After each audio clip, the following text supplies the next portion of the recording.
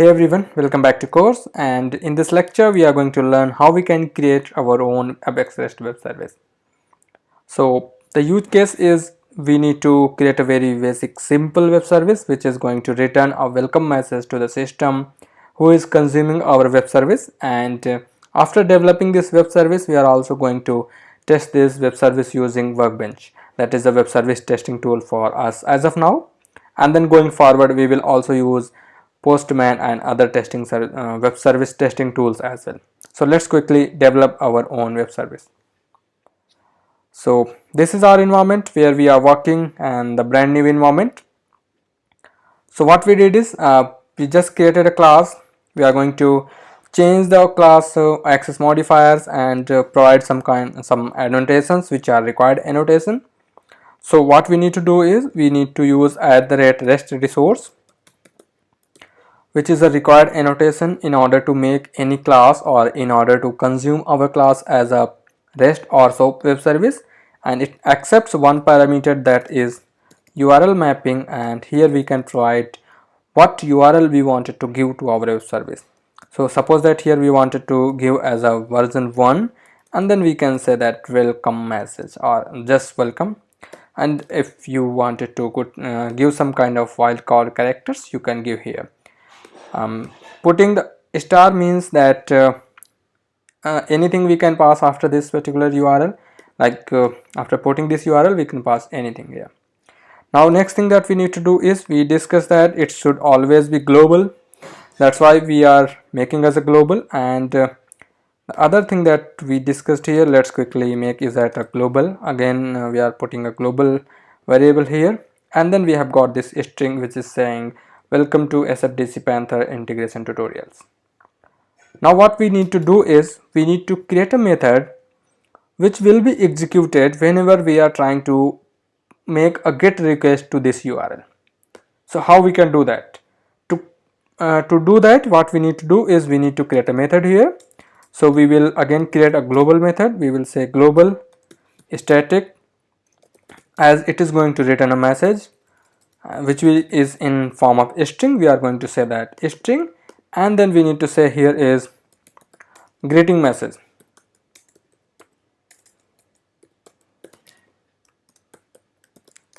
That's it. We are not going to accept any parameters or anything, and then what we will do is we will return this. And we no need to do anything. We just are returning a single parameter which is welcome message. Okay, it should be static, so let's quickly make it as global final static string, because it's a static method, that's why it must need to access all the parameters or all the variables which are defined as static. Now doing this will also not work. Next thing that we need to do is we discuss that we have got some annotated methods which we need to use. So to use or to make any method work as a GET request, what we need to do is we just need to put a basic annotation after, or we can say that on top of a method, which is http@get. So whenever user will make a request to this URL, and user is trying to make a GET request, that means method is GET, this particular our method is going to execute it, and we will get the result, whatever result we are sending from here. Now suppose that if you are trying to make two different methods with the same annotation, you are going to get an error. It will say that only one method can have for a particular service with the same annotation. You can see here only one method per type. Per type means the URL that we are having here. So we need to delete this, either this one or the other one that we just created here. So this is how simple you can create. Or if you wanted to create some other messages, like saying that you wanted to say http post, and we say that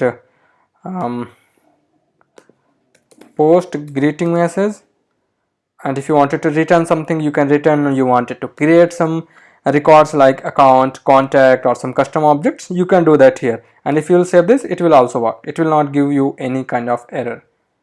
So now this is this is a very basic that we created. Now what will be the final URL that your system will be consuming.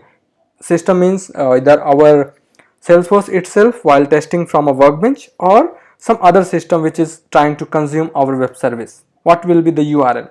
So for that, it will be the base URL of our Salesforce environment, which is this in our case.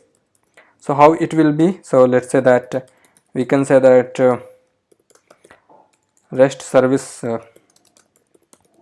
URL. So it will like the base URL, and then the URL that we have here. But before that, we need to define that it's a service. Services, what kind of service it is? It is an Apex which we are consuming as a REST. So it will be Apex REST, and then we have to provide our URL. So even after here, you can provide some kind of values, as because we said as a wild character here, that is asterisk. So this will be the URL that your third-party system will be consuming in order to access these methods. Now third party will not specify either they want to access this method or this method. They will specify either they wanted to get, post, update or delete, and then based on the annotation, this method will get executed. If user is putting get, that means this method will get executed. User is saying that post, this method will get executed. And suppose that if you wanted to here, even let's say that HTTP patch, which is update, this method is going to execute it. And even we said that updated with patch. Okay, what we got here is, okay, this is a final string method. All okay, the method is here, sorry. So it is a post, and we can say that here patch. Now we saved our class. Now we have got three, one for get, one for post, and one for patch here, which is actually for updating. Now how it will work? To test this, let's quickly open Workbench, and to open the Workbench, we have got workbench.developerforce.com. You need to hit enter. For this URL, it will take you to the login page, and in the login page, you have option to select environment, which is production or sandbox.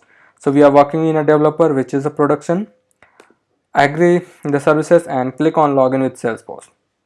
So here we need to allow, it is asking us to allow with the environment which we are logged in.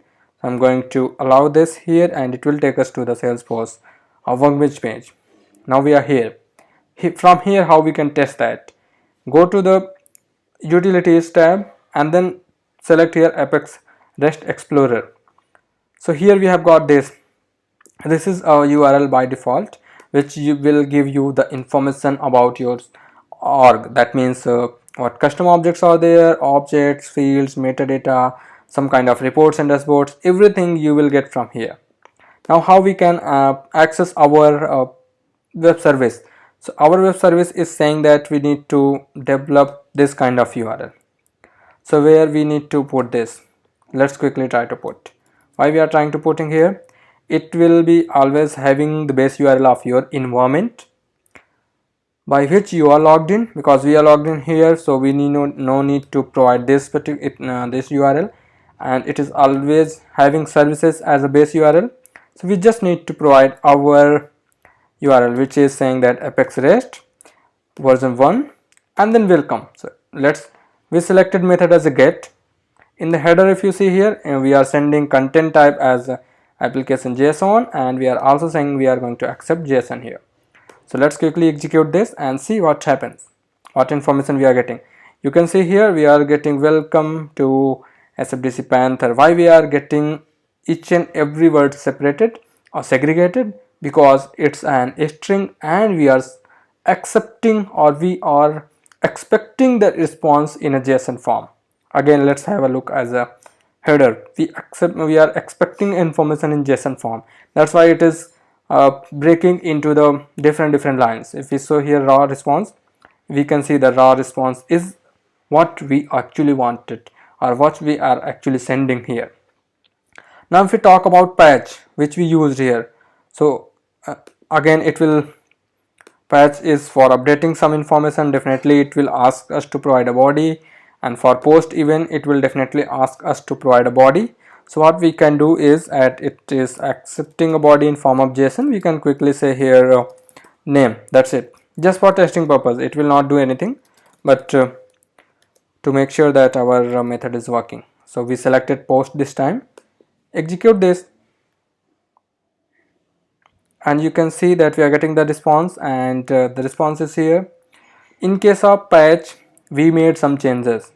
What changes we made here is, we can execute and see if we are getting response.